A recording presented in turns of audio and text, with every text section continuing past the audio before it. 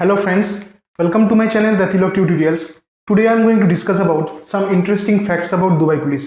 আজকের এই ক্লাসে আমি তোমাদের স্বাগত জানাই এবং আজকের এই ক্লাসে আমি দুবাই পুলিশ সম্বন্ধে কিছু মজাদার তথ্য নিয়ে আলোচনা করব।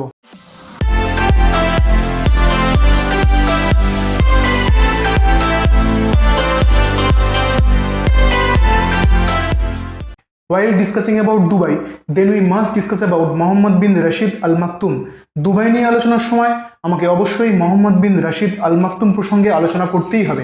মোহাম্মদ বিন রাশিদ আল Maktum is the Vice President and Prime Minister of UAE, Minister of Defense and Ruler of Dubai.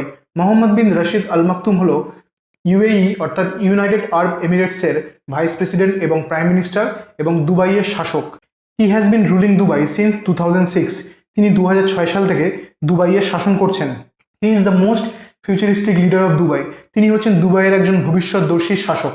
Common people are generally plans for weekends, but he is such a leader who plans for 10 years for the development of his country.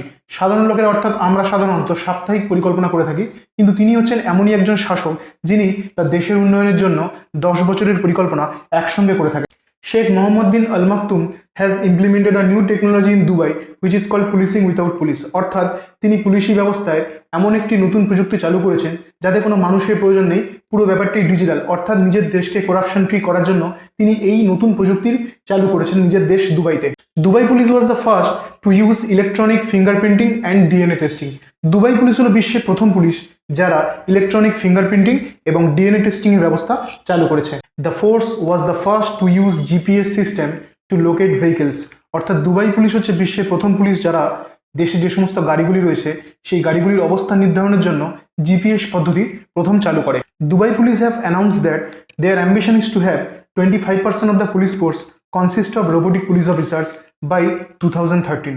Dubai police ইহা ঘোষণা করেছে যে 2030 সালের মধ্যে তাদের যে মোট police force তার 25% তারা রোবটসের দ্বারা চালনা করবে to make this system corruption free. অর্থাৎ এই পুলিশি সিস্টেমটাকে পুরোপুরি দুর্নীতিমুক্ত করার জন্য।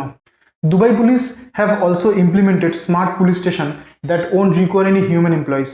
দুবাই পুলিশ ইতিমধ্যেই স্মার্ট পুলিশ স্টেশন চালু করেছে যাতে কোনো মানুষের প্রয়োজন নেই, পুরো ব্যাপারটি তারা ডিজিটাল পদ্ধতির মাধ্যমে চালনা করছে।